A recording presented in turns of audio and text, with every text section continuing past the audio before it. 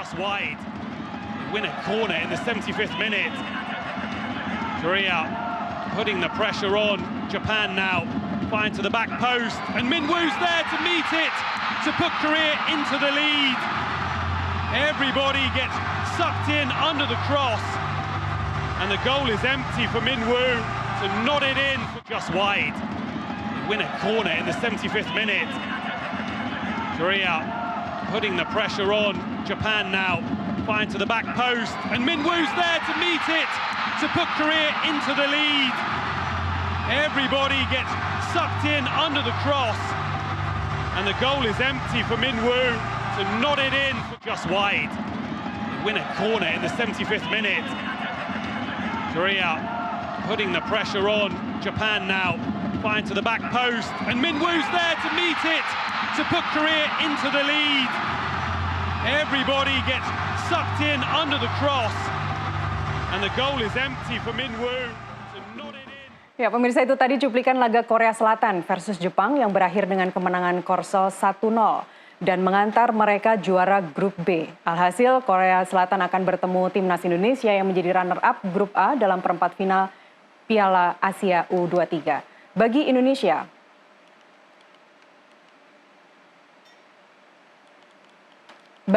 bertemu Korea Selatan nyaris seperti Mission Impossible. Jika melihat rekor pertemuan kedua negara di ajang sepak bola, begitu juga di level U23, Indonesia memang tidak diunggulkan, tapi bukan tidak mungkin membuat kejutan lagi. Sesuatu yang dalam dua laga terakhir grup dilakukan oleh pasukan Sintayong. Dan untuk membahas topik ini, kami mengundang analis sepak bola Anton Sanjoyo serta koordinator Save Our Soccer Akmal Marhali. Selamat sore, terima kasih telah bergabung di NTV Prime, Mas Joy, Mas Akmal, sehat-sehat semuanya? Sehat, terima kasih. Sebenarnya seberapa serem sih Korea Selatan ini? Saya mulai ke Mas Joy dulu. Nggak terlalu serem sih sebetulnya. Masa sih? Ya, dia main 3 pertandingan di fase grup, Ya. nggak pernah kalah. Tapi waktu lawan Jepang, menurut saya itu ugly win. Karena mereka dihajar habis-habisan kok, diserang habis-habisan. Cuma memang pertahanannya ketat banget gitu loh. Dan kita ini bicara di level kelompok umur. Oke. Ya, kalau dibilang bahwa Korea itu sekarang udah kelas dunia, itu yang level senior. Kalau yang level juniornya, yang U23 belum lah. Artinya nggak usah terlalu takut dengan status Korea Selatan. Memang head to head di masa lalu tuh jelek. Indonesia selalu kalah. Bahkan kalau tidak salah di pertandingan terakhir yang senior, itu Indonesia kalah 7-0 kalau nggak salah ya. Iya Mal ya, kalau ingetin saya kalau salah. 7-0? 7-0.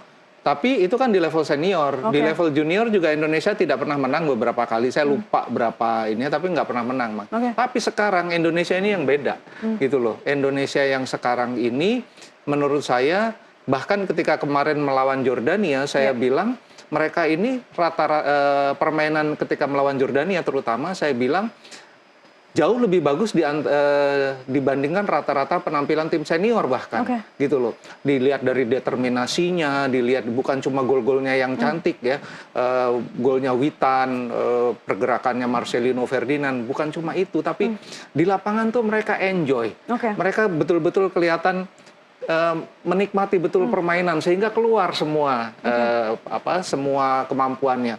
Bahkan ketika melawan Qatar, berkali-kali saya bilang melawan Qatar memang kalah, tapi dengan 9 pemain mereka tetap bisa bikin shot on target, gitu loh. Nah, melawan Australia, saya pikir Australianya yang terlalu drop gitu loh. Ternyata enggak, Indonesianya yang begitu dominan. Nah, tren ini naik terus sampai kemudian ketemu Jordania yang dikalahkan dengan skor 4-1. Dan mudah-mudahan ini bukan peak performance-nya, masih ada sedikit kenaikan. Karena menurut saya kalau bisa menang nih lawan Korea yang nggak seserem yang kita duga. Kalau kita lihat statistiknya jauh lebih bagus Indonesia loh di fase grup. Artinya yang dibilang serem atau superior itu tidak ada korelasinya dengan yang angkatan U23 ini, tapi hanya berlaku untuk seniornya. Head to head, tapi statistik di fase grup Indonesia lebih unggul. Kita sebelum aku ke Mas Akmal, kita sekarang melihat grafik berikut ini. Ini adalah kemenangan timnas Indonesia. Ini adalah peringkat dulu. Kita lihat peringkat Indonesia lawan Korea Selatan. Indonesia berada di peringkat 134, sementara Korea Selatan di peringkat 23. Ini senior nih. Ini peringkat yang senior. Kalau yang korelasi seperti itu Setuju Anda? Tidak berkorelasi dengan yang U23 sistem itu? Ya, kalau usia muda kan bagaimana pembinaan yang dilakukan tiap-tiap negara itu yang menjadi kuncinya. Bukan tapi kalau seniornya berhasil? Ya, kalau senior berhasil berarti pembinaannya berhasil kan seperti itu. Nah, ini yang kemudian kalau kita lihat, benar kata Bang Joy, kita nggak perlu takut. Ini kan drama Korea aja kan, seolah-olah gitu kan. Banyak nangis ya dong kalau gitu. Kalau mau bicara di level junior, kita pernah kalahkan Korea Selatan 3-2 di kualifikasi Piala Asia U19 angkatannya Evan Dimas ketika itu di Gelora Bung Karno Senayan, dilatih oleh Indra Safri. Artinya Korea Selatan bisa dikalahkan. Memang untuk level U23 misalnya Piala Asia ini, kalau bicaranya ranking dalam hal prestasi di Piala Asia yang digelar sejak 2013, Korea di atas Indonesia. Korea pernah juara 2020, kemudian pernah menjadi runner up pernah menjadi runner up pada tahun 2016. Nah, yang menarik 2016 ini kualifikasinya ketemu Indonesia dan pelatihnya ketika itu Korea Shin Tae-yong. Kita kalah 4-0 di Gelora Bung Karno Senayan. Tapi kemudian di final Shin Tae-yong bersama Korea Selatan kalah dari Jepang 3-2. Dimainkan di stadion Khalifah Abdullah bin Khalifah ini. Di stadion yang sama Korea Selatan kalah. Nah, Indonesia kebetulan di stadion ini membawa keberuntungan luar biasa. 3 kali setidaknya Indonesia menang di sini. Di Piala Asia Senior kita menang lawan Vietnam di stadion yang akan menjadi altar pertandingan pada malam hari ini. Kemudian kita lawan Qatar di Jassim bin Hamad, kita kalah 0-2. Tapi ketika ke Khalifah, Stadion Khalifah di Doha Qatar ini, kita menang 1-0 lawan Australia dan menang 4-1 lawan Jordania. Artinya stadion ini punya tua. Nah, yang menjadi emosional justru ini buat Shin Tae-yong. Nah, sebelum kita ke emosional Shin Tae-yong seperti apa untuk melawan Korea Selatan, asal negaranya kita lihat dulu. Ini adalah grafik head to head Indonesia Korea Selatan yang U23. 7 kali main, menang yang nggak ada sama sekali, serinya nggak ada sekali, yang ada 7 kali kalah.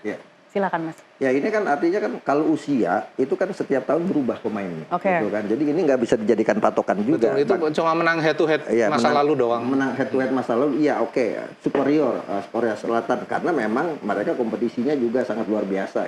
Yang menjadi menarik saya katakan tadi adalah ini laga emosional buat Shin Tae-yong. Shin Tae-yong kan baru saja diperpanjang kontraknya jadi 2027 karena sukses mengantarkan Indonesia ke perempat final. Artinya sukses Shin Tae-yong sejauh ini bisa loloskan Indonesia ke babak 16 besar Piala Asia Senior, kemudian lolos di Piala Asia U23 dan lolos ke perempat final Piala Asia U23 ini akan sangat sempurna kalau bisa mengalahkan Korea Selatan. Nah ini artinya, ini saya ingin ke Mas Joy, ini artinya dia punya, Shin Tae-yong punya apa?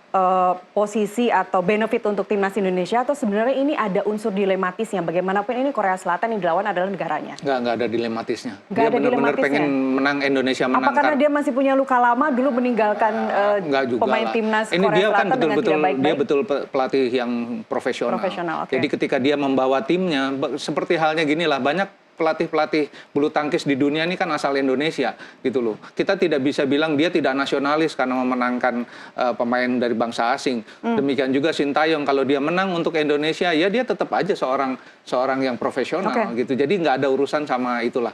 Dan kalau buat saya Shin Tae-yong justru punya Indonesia dan Shin Tae-yong punya keuntungan karena ini kan dua pelatih berbangsa Korea ini kan satu guru satu ilmu lah kita bilangnya ya. Mereka tahu, kalau kita lihat Akmal, cara mereka bermain, posisi, formasi dan sebenarnya jiplek sama gitu loh. Jadi memang ini tinggal kejeniusan kedua pelatih ini untuk meramu timnya dengan sources yang ada gitu loh. Jadi menurut saya Shin Tae-yong diuntungkan karena ilmunya si pelatih Korea juga dia punya gitu.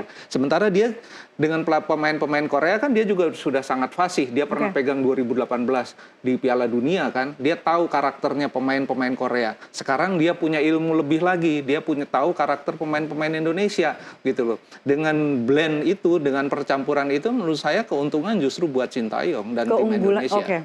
Untuk Indonesia, Shin Tae-yong, mereka mengatakan bahwa tim di Korea Selatan itu mereka punya keunggulan fisik dan juga kebugaran. Nah, apakah itu artinya bagaimana kita melihat itu? Bagaimana timnas akan menghadapi hal itu? Ya, kalau kita lihat perkembangan sepak bola sekarang, fisik lagi lebih menonjol dibanding taktikal atau kemudian kemampuan. Mereka udah nggak pernah makan mie instan lagi ya? makan juga gitu kan. Cuma di kita aja yang ramai kalau makan mie instan gitu.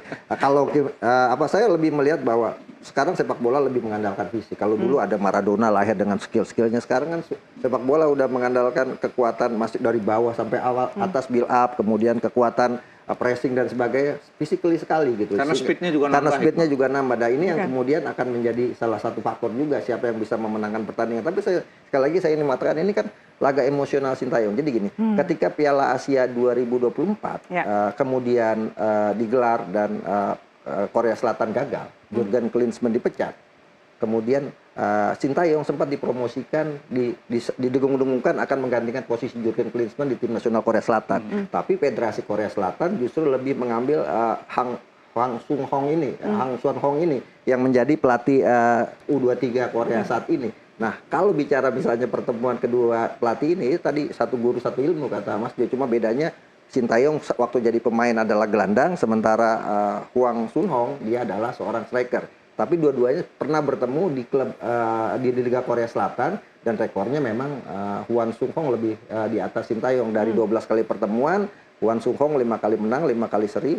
Sintayong cuma 2 kali menang waktu menangani Seongnam Chunhwa. Nah ini yang juga kapan itu?